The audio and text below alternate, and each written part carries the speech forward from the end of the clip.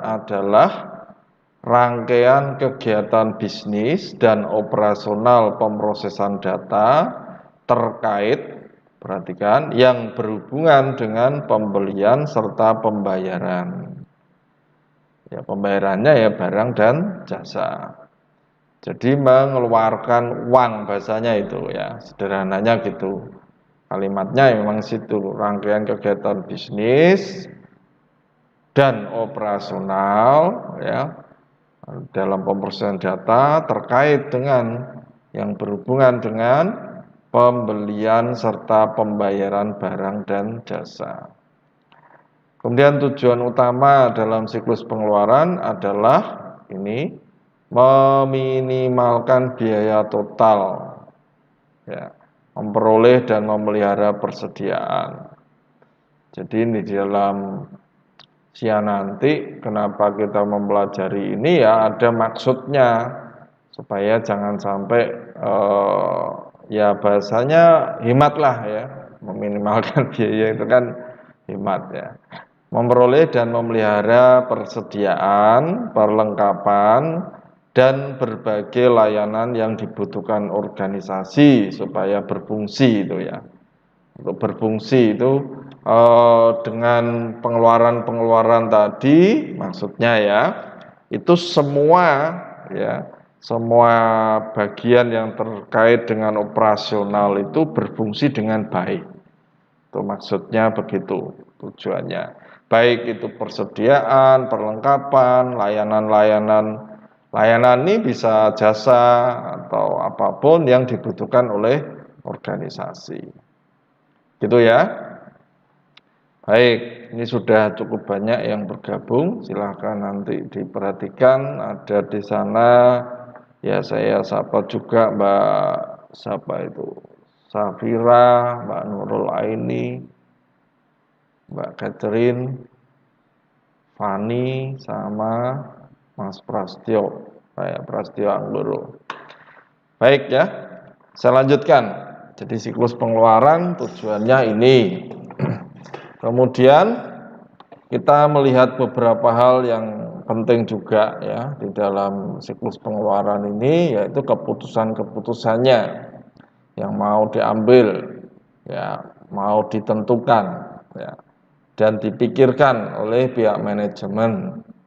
Tentu ini akan menolong bagi pembuat sistem, dalam hal ini sistem informasi akuntansi ya, tentu saja SIA, supaya tahu ya, apa saja yang harus diputuskan. Sehingga ketika membuat tentu dengan pertimbangan ini akan lebih baik ya. Yang pertama, berapakah tingkat optimal persediaan dan perlengkapan yang akan ditanggung? Ini jadi pertanyaan dan nanti akan diputuskan. Dengan demikian nanti berarti harapannya adalah sistemnya bisa melihat ini, persediaan atau tingkat optimal persediaan dan perlengkapan. Kemudian kedua, pemasok manakah yang memberikan kualitas dan layanan terbaik dengan harga terbaik? Ya, pemasok atau supplier atau bisa saja vendor gitu ya. Bisa dilihat mana yang bagus. Ya. Tentu juga mempunyai kualitas dan layanan yang baik. Nanti selanjutnya adalah harga yang terbaik, dia dipilih-pilih ya. Kemudian di manakah persediaan dan perlengkapan akan disimpan? Ini pergudangan juga. Jadi tentu harus memikirkan ini ya. Kalau terlalu banyak akan disimpan di mana, biayanya bagaimana. Kalau pas ya, sesuai dengan yang dimiliki, gudangnya dan lainnya, ini dipikirkan. Bagaimana cara organisasi mengkonsolidasi pembelian di lintas unit untuk mendapatkan harga yang optimal? Ini juga penting. Makanya biasanya nanti siklus pengeluaran ini ada hubungannya dengan siklus produksi, tentu seperti itu. Ya, semuanya siklus itu sebenarnya kan terhubung ya.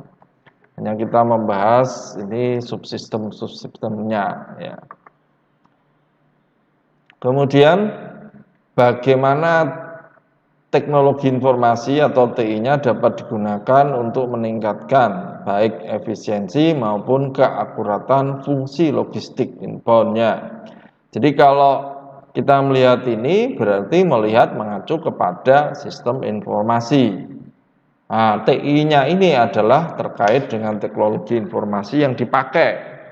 Ya, teknologi informasi yang dipakai, entah hardware-nya maupun software-nya. Jadi ini tentu dengan aplikasi yang seperti apa yang dapat digunakan untuk efisiensi dan akuratnya. Kemudian apakah tersedia cukup kas untuk memanfaatkan diskon yang diberikan oleh pemasok? Ini juga penting, makanya tadi ada pengeluaran kas. Terkait juga dengan arus kas. Ya. Tetapi penentu yang ada di siklus pengeluaran adalah sesuai dulu, harus sesuai persediaan, ini keluar. Jadi tidak asal, mau beli itu tidak asal, ada pertimbangan-pertimbangan di sana yang juga memperhatikan ketersediaan kasnya. Ya.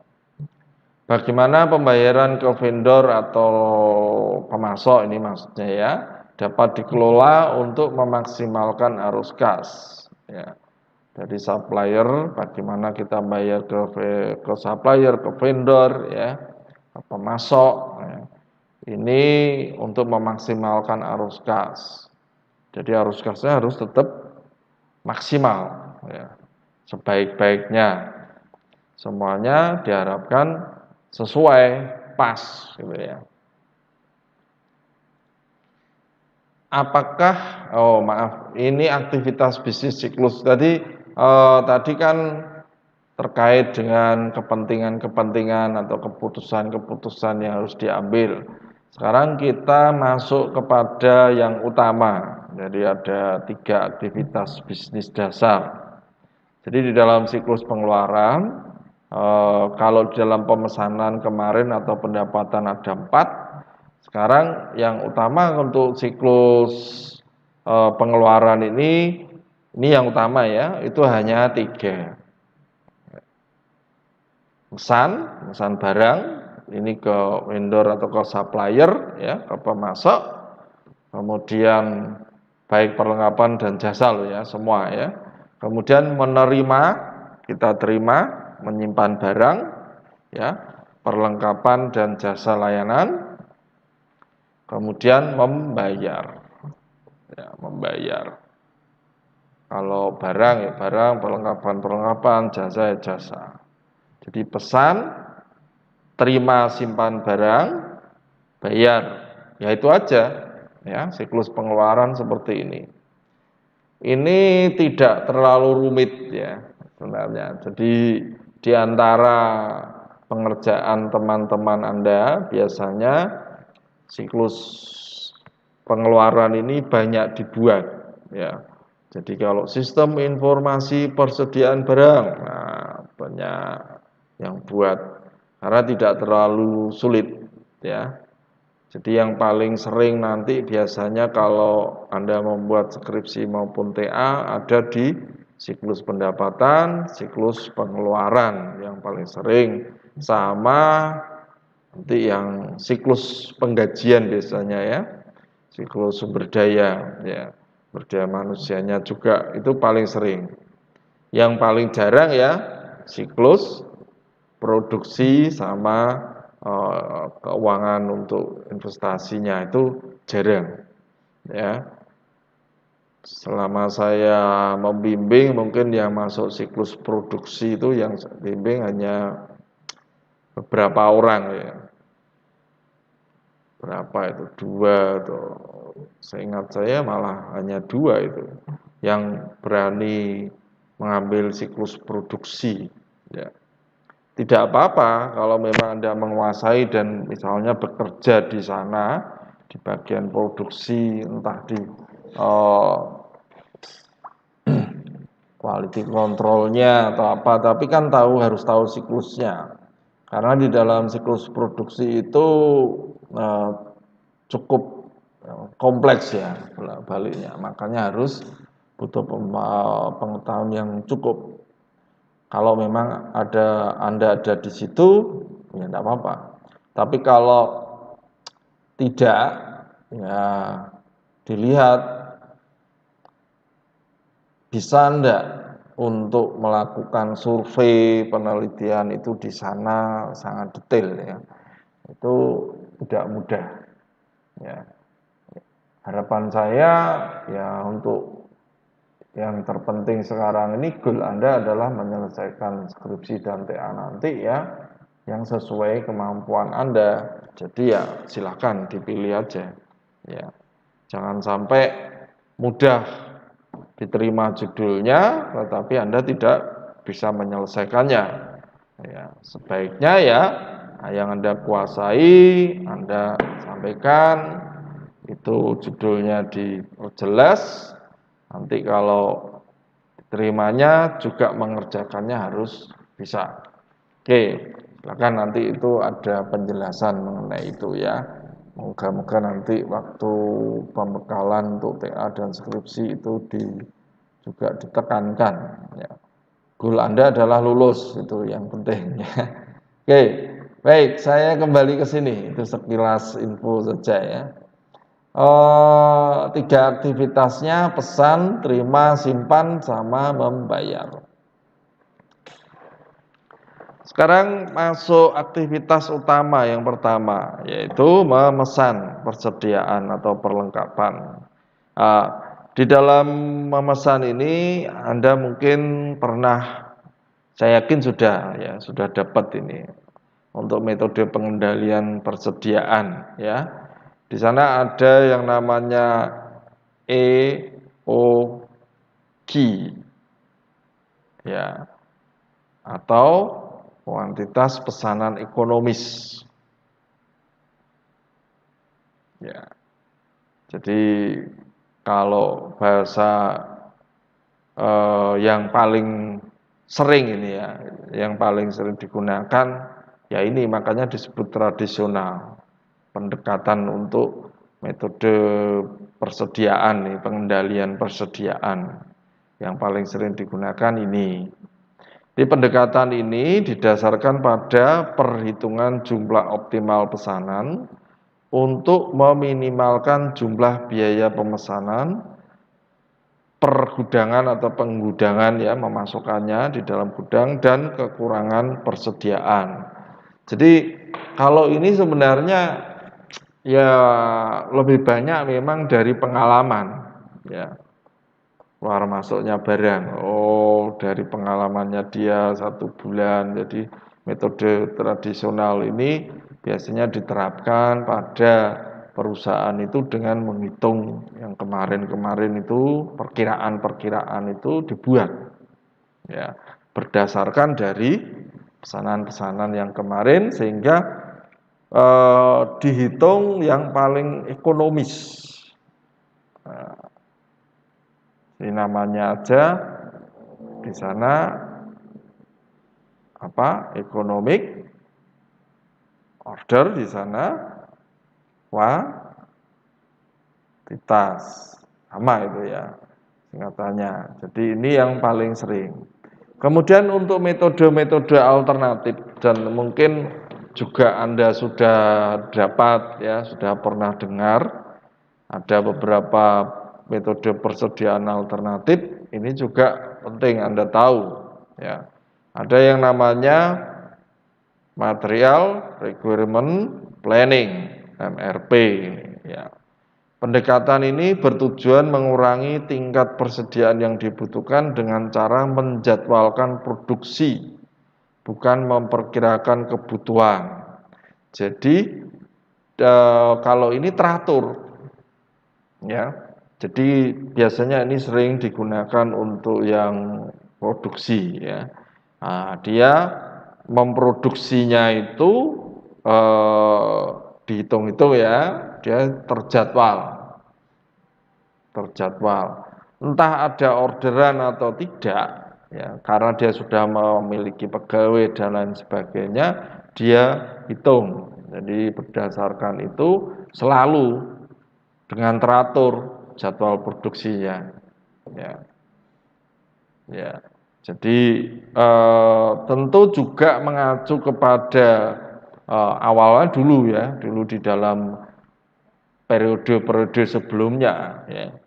Sehingga dia sudah menentukan kebutuhan orangnya atau sumber dayanya untuk menghasilkan barang ini semuanya sudah ada. Jadi tidak ada tidak ada yang mendadak artinya ya, permintaan yang mendadak. Dia terjadwalkan dengan baik. Jadi itu sudah di planning. Setiap hari harus produksi segini, sama terus teratur ya, sudah ada jadwalnya. Ya. Ini biasanya ditandai oleh perusahaan-perusahaan yang ini tidak ada kayaknya, misalnya ya, beda nih langsung dibandingkan dengan just in time itu. Jadi biasanya mereka jarang melakukan ada lembur dan lainnya, itu jarang, hampir-hampir tidak ada karena sudah terjadwal dengan baik ya. Itu MRP. Tapi beda dengan just in time ya. Ya, jadi JIT itu habis ini ya. Sistem JIT berusaha untuk meminimalkan jika bukan menghilangkan ini ya. Maksudnya memperkecil lah ya. Baik biaya pergudangan maupun kekurangan persediaan. Jadi kalau just in time dia ada order, ada kebutuhan produksi begitu. Tidak ada order, tidak produksi. Itu just in time. Makanya jenis perusahaan seperti ini biasanya sering lembur, kadang-kadang lembur, habis itu dadah kerjaan, istirahat, modelnya gitu, itu just in time. Jadi berdasarkan dari ordernya. Ini metode-metode pengendalian persediaan, ini alternatif.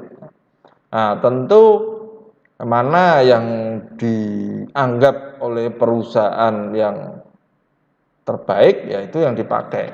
Nah, pengetahuan ini penting karena nanti juga berpengaruh terhadap pembuatan sistemnya.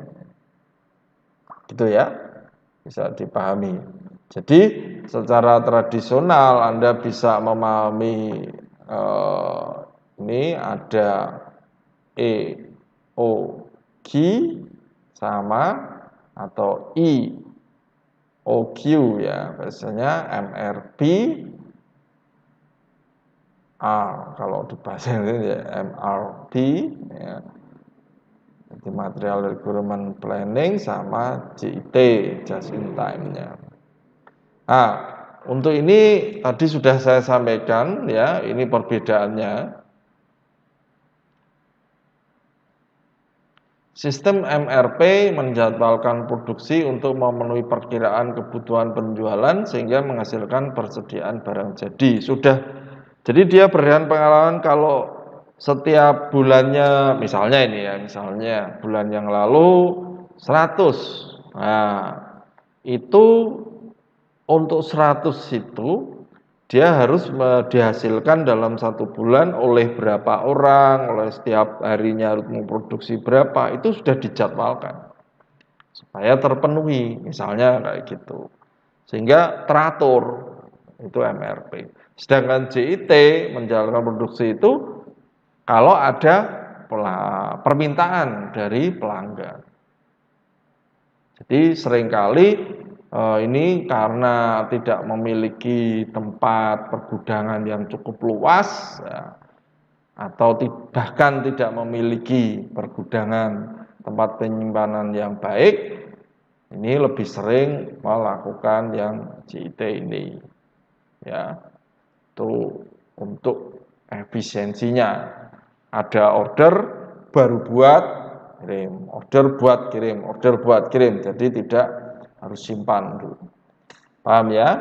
Oke. Kemudian terkait dengan pemesanan barang untuk siklus yang pertama ini, dokumen-dokumen dan prosedur-prosedurnya kita lihat ya. Permintaan pembelian adalah sebuah dokumen yang mengidentifikasi ini ya.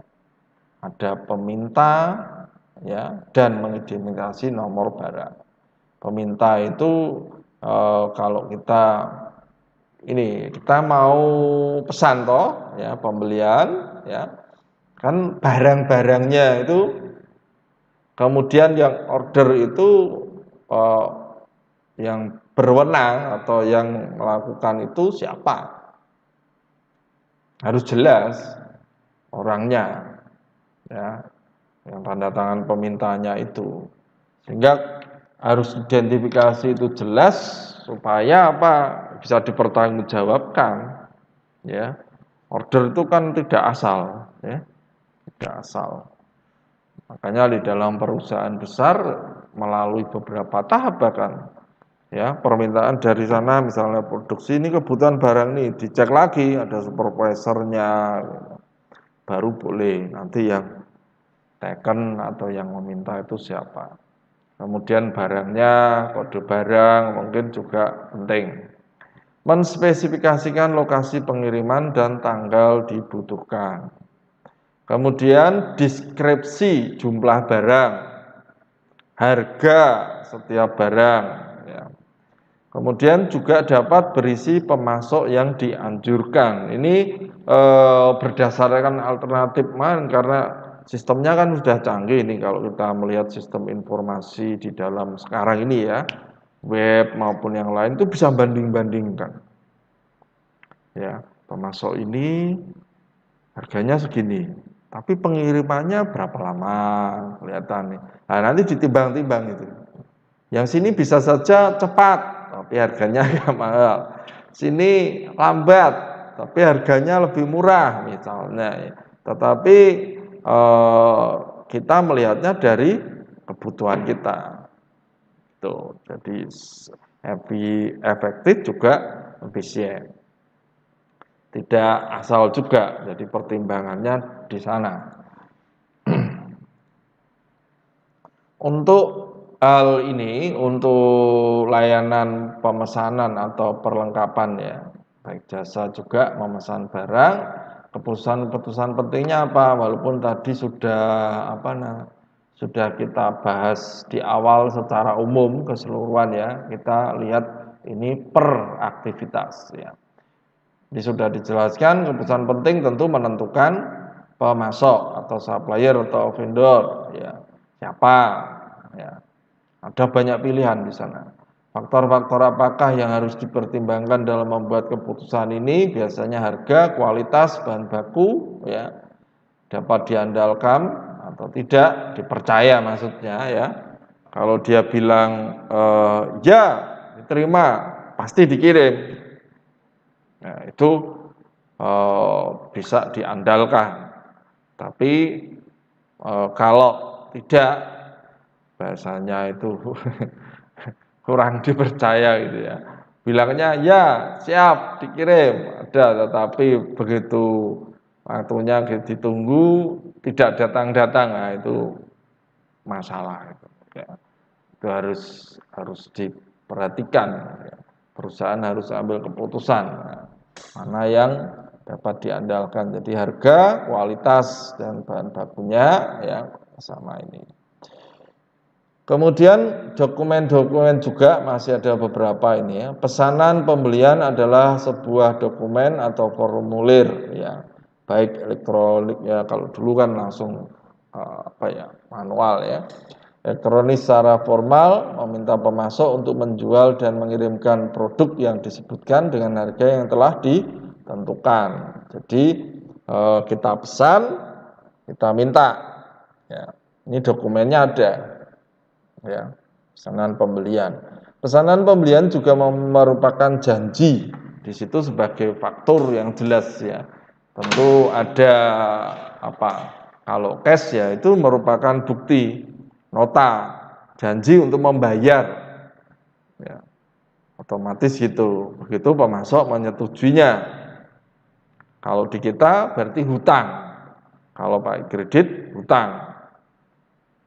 Seringkali beberapa pesanan pembelian dibuat untuk memenuhi satu permintaan pembelian. Ini bisa saja. Itu adalah aktivitas pertama. Sekarang aktivitas yang kedua adalah penerimaan dan penyimpanan barang. Tadi adalah aktivitas minta. Ya, ternyata juga butuh dokumen-dokumen tadi. Ya, sekarang aktivitasnya nerima, simpan barang.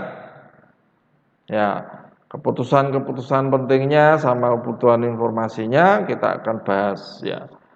Untuk bagian penerimaan ini mempunyai dua tanggung jawab utama ya. Setelah dipesan oke toh barang dikirim oleh supplier atau vendor ya.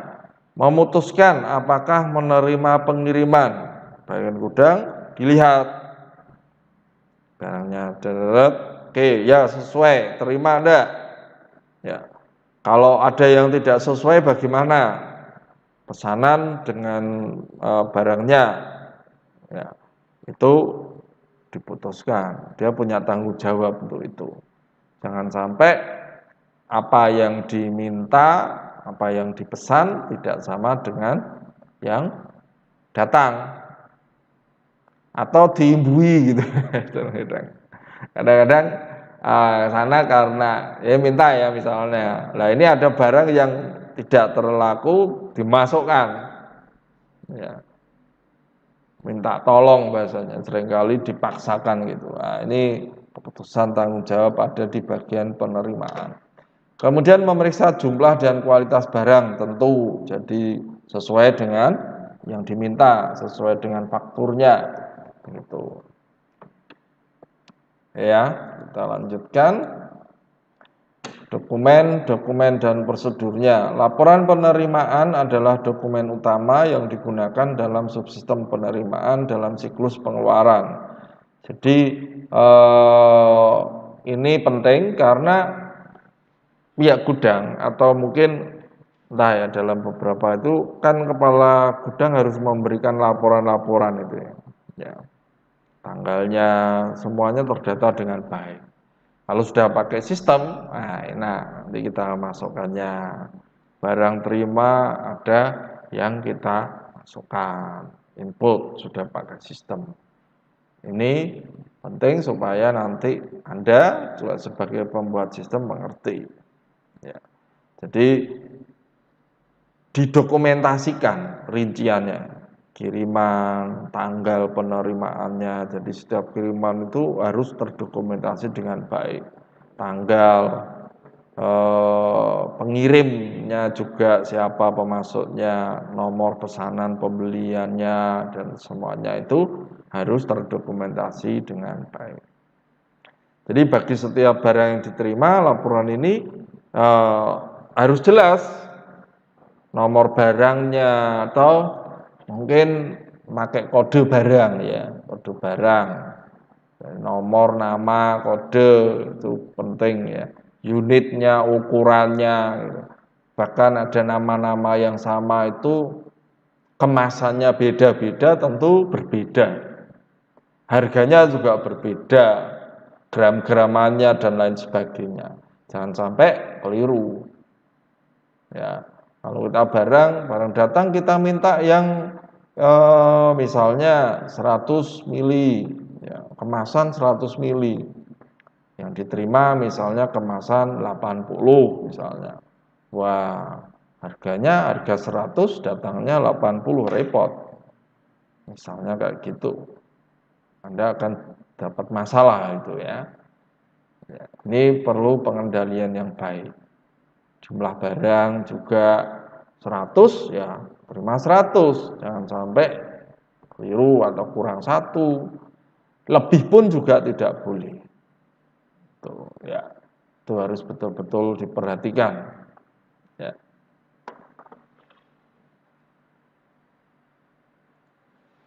Membayar barang sekarang ya. Untuk aktivitas ketiganya membayar. Pesan, terima, simpan, bayar. Ya. Ini artinya apa? Menyetujui faktur penjualan dari vendor atau supplier untuk pembayaran. Jadi kalau bagian utang, ini kalau ada tagihan ya. Kalau yang sistemnya daur ulang, atau artinya perlu supplier itu bisa kirim barang kalau hutangnya dibayar dulu misalnya. Nah, ini bagian hutang harus betul-betul itu. Tapi kalau terkait dengan ini biasanya kredit dahulu, ya ini yang diterima itu harus ada persetujuan di sana. Yang terima kemudian menyetujui juga. Jadi bukan hanya terima barang, faktur itu yang menandatangani, yang ini adalah terkait dengan bagian utang. Ya, akuntingnya itu juga harus menyetujui untuk dibayar. Nah, kalau secara tunai berarti apa? Kasir bertanggung jawab untuk melakukan pembayaran sesuai dengan nota tadi. Itu jelas?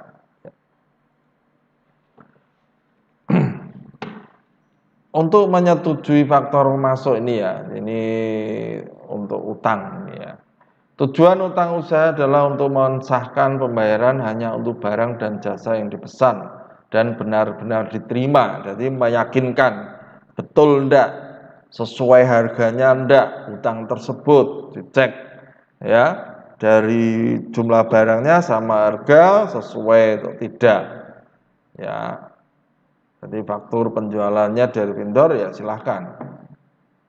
Ya. Ini kalau di dalam sistem penjualan dari supplier kan ada yang ini sistem tanpa voucher sama sistem voucher. Ya silahkan mau dipakai yang mana. Ya. Oke. Nah,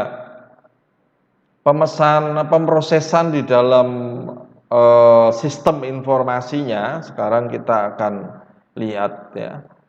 Untuk memperbaiki utang usaha itu, untuk efisiensinya, ini biasanya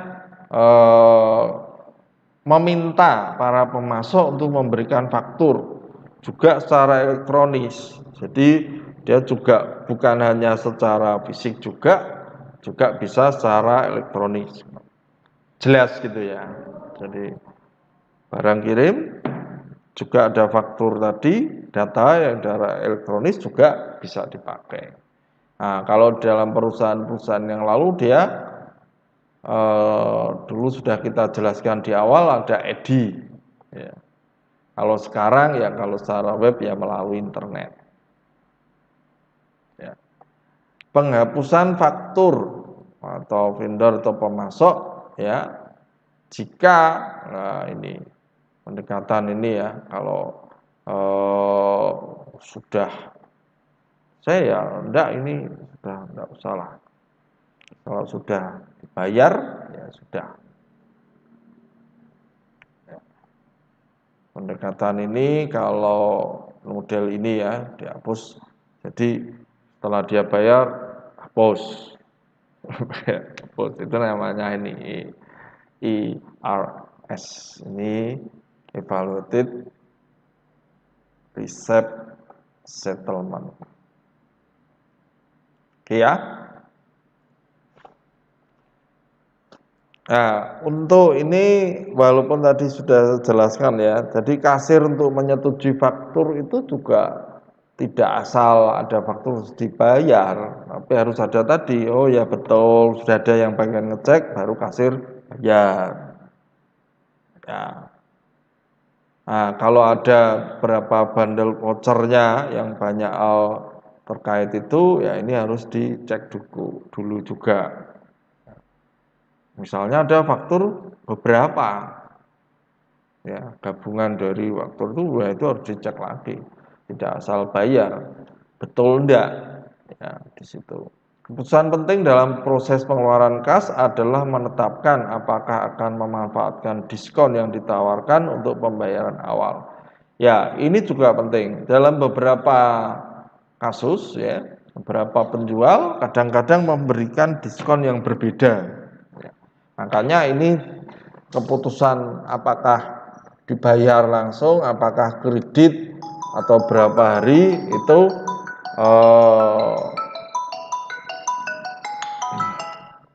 harus ditentukan. Ya.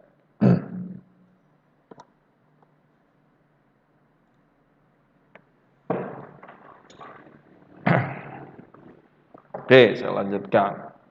Fungsi ketiga dari SIA adalah menyediakan informasi yang berguna untuk pengambilan keputusan. Fungsi ketiga dari SIA adalah menyediakan informasi yang berguna. Perhatikan dulu. Jadi kan setelah diproses dia dapat harus menghasilkan informasi. Ingat ya. Nah, kegunaan dalam siklus pengeluaran berarti bahwa SIA harus memberikan informasi operasional dibutuhkan untuk melakukan fungsi-fungsi juga yang kita perlukan terkait dengan bagaimana, kapan, dan seberapa banyak tambahan persediaan yang akan dipesan. Jadi kalau kemarin di dalam kita membuat sistem pemesanan ya, atau dalam persediaan kita, di dalam sistem informasi itu mungkin kita akan buat ya di sistem tadi untuk mengingatkan, oh persediaan ini ketika minimalnya sudah tercapai dia harus pesan, dibuat peringatan misalnya. Di sana akan dikasih semacam ya kode di semacam peringatan, entah itu semacam mungkin semacam apa ya, entah pakai macam-macam ya istilahnya, bisa berupa kalimat, bisa warna kalau dalam sistem itu ya. Oh ini kalau warnanya merah berarti ini sangat sedikit, ini sudah waktunya karena kritis, waktunya pesan misalnya gitu. Atau bahkan bisa saja di sistem tersebut ada batasan maksimalnya. Jadi minimal juga ada, maksimal juga ada. Ya. Kapan dan seberapa banyak tambahan yang akan diminta, nah itu pakai sistem ini. Nah, ini yang dipentingkan ya untuk kebutuhan informasinya. Kemudian ada juga memilih pemasok yang tepat. Karena ada pertimbangan-pertimbangan tadi, ada harga dan lainnya. Sistem kita bisa buat laporan itu. Wah ini cetak, coba dari beberapa vendor ini selama ini harganya yang paling murah, kecepatan waktunya, kirimnya, betulnya itu bisa dipilih dengan sistem. Ya, kemudian memverifikasi akurasi faktur ya, dari supplier maupun vendor tadi selalu akurat misalnya. Tidak terlalu banyak coret-coretan, gonta-ganti dan lainnya, ya, itu kurang meyakinkan. Ya. Diskon pembelian juga perlu dimanfaatkan atau enggak. Ya. Kalau bayar cash, diskon segini, ini kredit, nah itu selalu gitu. Mengawasi kebutuhan arus kas untuk membayar kewajiban yang belum diselesaikan juga penting ya. Jadi kalau misalnya ada utang-utang atau kewajiban-kewajiban itu mana yang harus dibayar lebih dahulu, ya itu kelihatan. Oh sini jatuh tempo besok, ini berapa hari dan lainnya. Ini kan terkait dengan kasnya yang masuk. Nah ini penting, informasi itu penting. Jangan sampai pada saat bayar utang tidak ada kasnya, nah repot, ya. Sebagai tambahan, SIA harus memberikan informasi evaluasi strategis dan kinerja berikut ini juga penting diperhatikan. Efisiensi dan efektivitas bagian pembelian, analisis kinerja pemasok, ya seperti pengiriman, tepat waktu dan kualitasnya, juga waktu yang digunakan untuk memindahkan barang dari area penerimaan ke produksi, misalnya ini kalau ini usahanya produksi atau perusahaan produksi.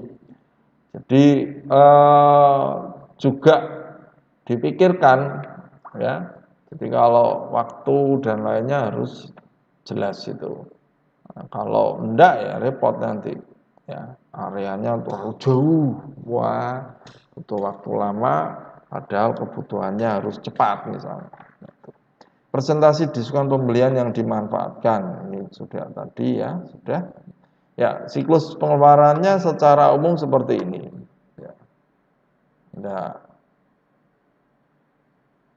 ya. pemesanan ulangnya di sini. Pemesanan barang bolak-balik ini kan, permintaan barang seperti ini. Saat beri ya cuma muter-muter ini orang-orangnya. Tapi kan butuh ini yang penting, pengendalian ini, persediaan. Jadi pengendalian persediaan itu artinya dengan informasi yang dilaporkan, dibuat itu, ini bisa sesuai. Saatnya kapan minta, uangnya ada, gitu ya. Jadi memperhatikan itu. Nah, perputaran keuangan ini juga harus dipertimbangkan. Oke.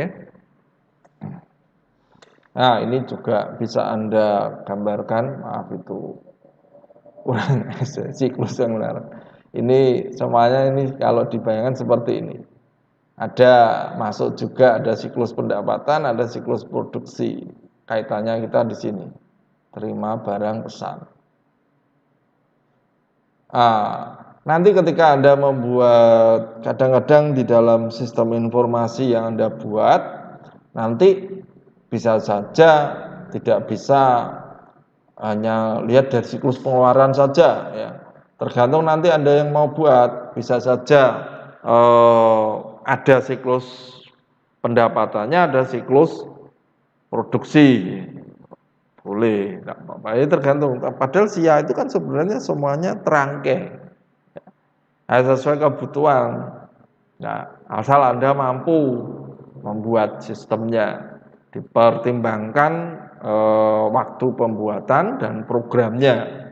Kalau Anda ahli ya, atau memang sudah menjadi programmer atau sudah menguasai pemrograman dengan baik, ya silahkan sesuai kebutuhan di sana.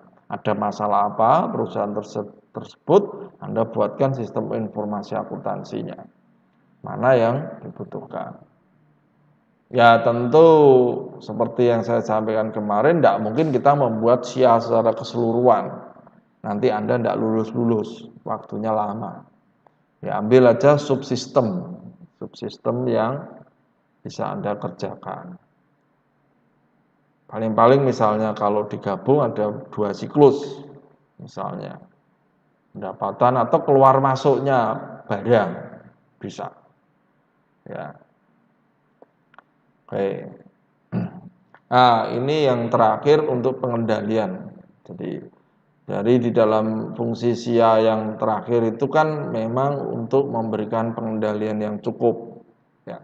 Terkait dengan fungsi atau siklus pengeluaran ini ada beberapa hal yang perlu kita perhatikan. Ya.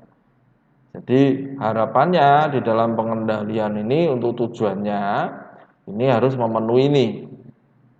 Yang pertama, transaksi diotorisasi dengan tepat. Siapa yang punya wewenang itu? Tidak asal setiap orang, tidak boleh.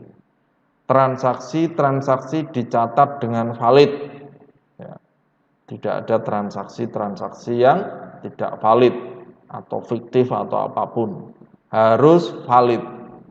Nah, ini yang penting dalam pengendalian. Jadi valid otorisasi transaksi yang dicatat juga. Transaksi dicatat secara akurat. Valid, akurat juga. Itu yang penting ya. Oke. Kemudian untuk aset atau kas, persediaan dan data ini betul-betul dijaga atau diamankan dari kehilangan atau pencurian. Oleh sebab itu harus ada, khususnya kalau data, di backup. Kalau kas, ya minimalnya bagaimana? Ya sebaiknya disimpan di bank. Walaupun di brankas juga bisa, tetapi dalam kondisi yang seperti ini, sekarang ini brankas juga memiliki tingkat keamanan yang kurang. Lebih baik di bank atau ya boleh kalau di brankas hanya mungkin tidak banyak. Aktivitas bisnis dilakukan secara efisien dan dengan efektif. Ini yang diharapkan tujuannya. Ya. Oke, bisa dimengerti ini ya.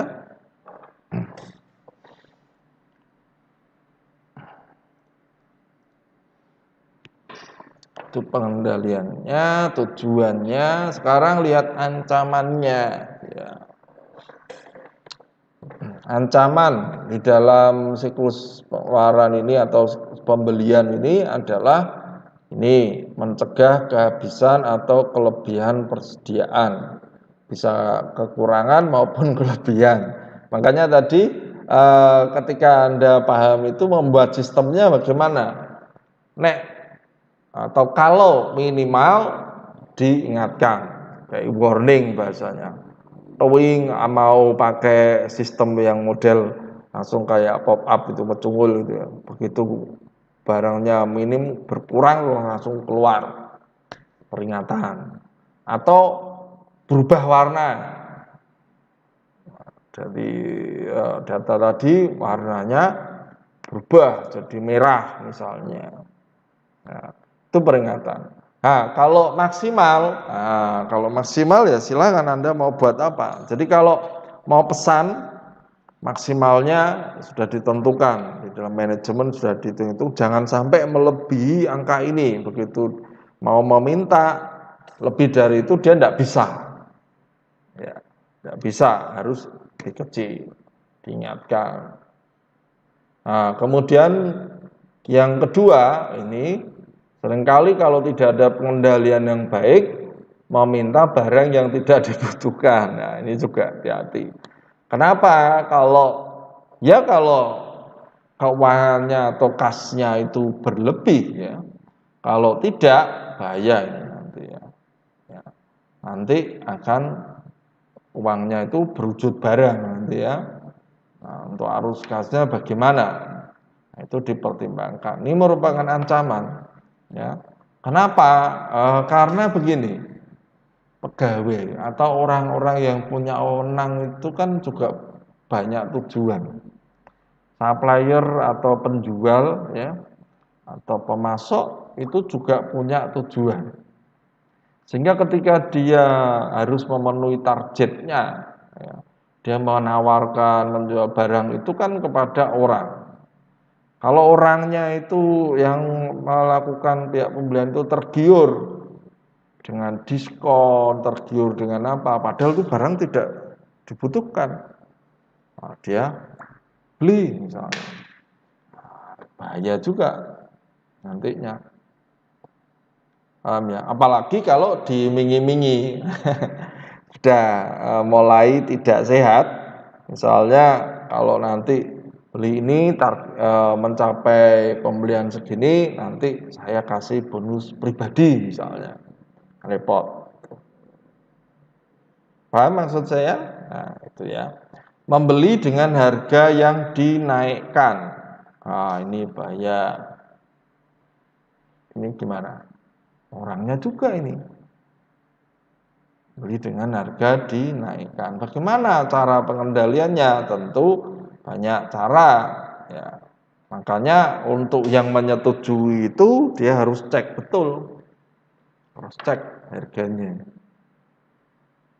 Jangan sampai harga itu dinaikkan, kelebihannya ini antara yang menyetujui dengan pihak pemasok ini kong kali kong itu ya. Nanti kelebihannya masuk saya. Ini adalah ancaman-ancaman. Bisa dimengerti ya, karena memang perusahaan ya seperti ini. Nah, sistemnya bagaimana? Nanti sistem itu betul-betul harus dibuat sedemikian mengurangi kemungkinan ini, gitu ya. Harga itu, jadi kelihatan harga itu naik dan yang bulan kemarin harganya berapa. Jadi kalau ada kenaikan harga itu bagaimana dan lain sebagainya. Itu dibuat sistem. Bisa. Ya. Kemudian membeli dari pemasok yang tidak diotorisasi. Lah ini. Ya, hati-hati juga ya seperti tadi. Kemudian komisi, nah, komisi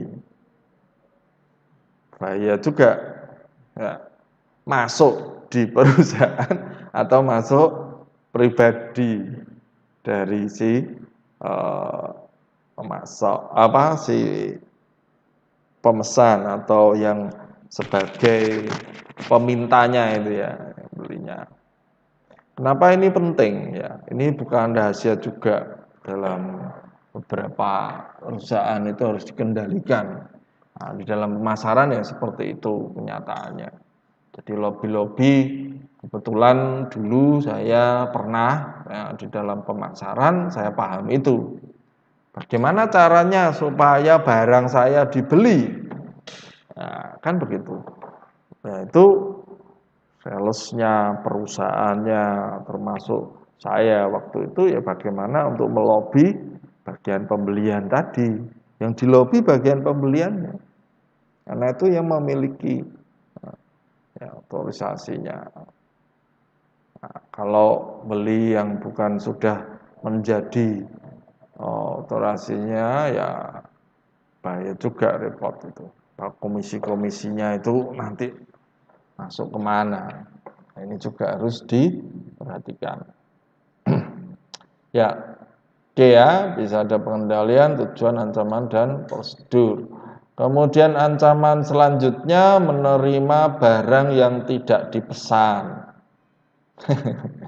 Ini juga jadi menerima barang yang tidak dipesan karena tadi dijejalkan tadi.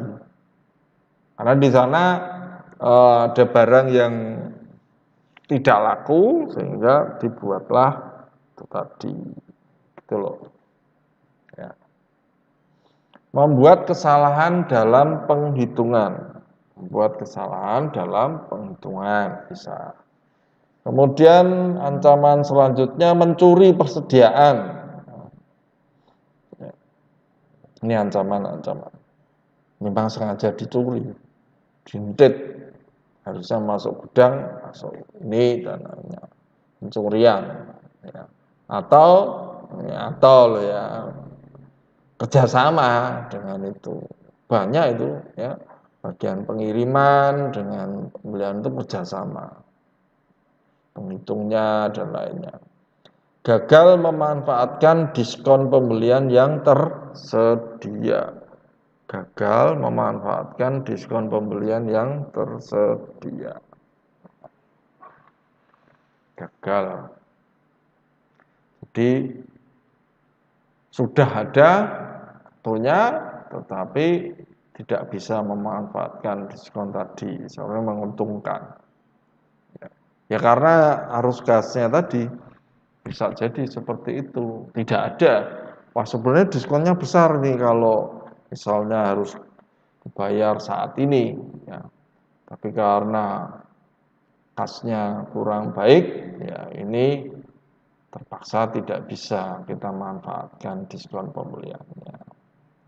Kesalahan mencatat dan memasukkan data dalam utang usaha, ini perkara inputnya. Ya, hati-hati. Kalau di sini ini mungkin person juga ya, orang juga, gawe juga, ini juga kesalahan mencatat itu kan berarti kesalahan input data. Kemudian kehilangan data sama ini kalau komputer atau sistemnya tidak baik, datanya hilang ya. Ini ancaman-ancaman yang berisiko tinggi ya. Hilang terus piye ya? Datanya hilang. Ya, bahaya. Ini harus dikendalikan. Oke.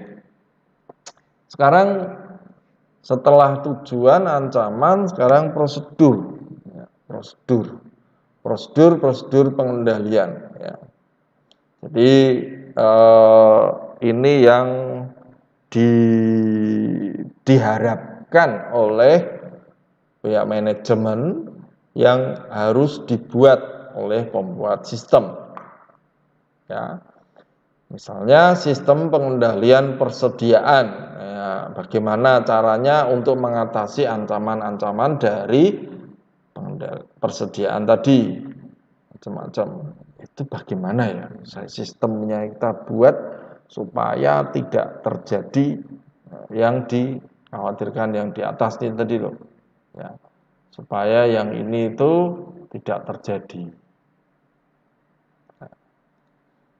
Kemudian analisis kinerja pemasok dibutuhkan. Dibuat laporan, nanti ada laporan itu, sistemnya bisa mengetahui itu. Paham ya?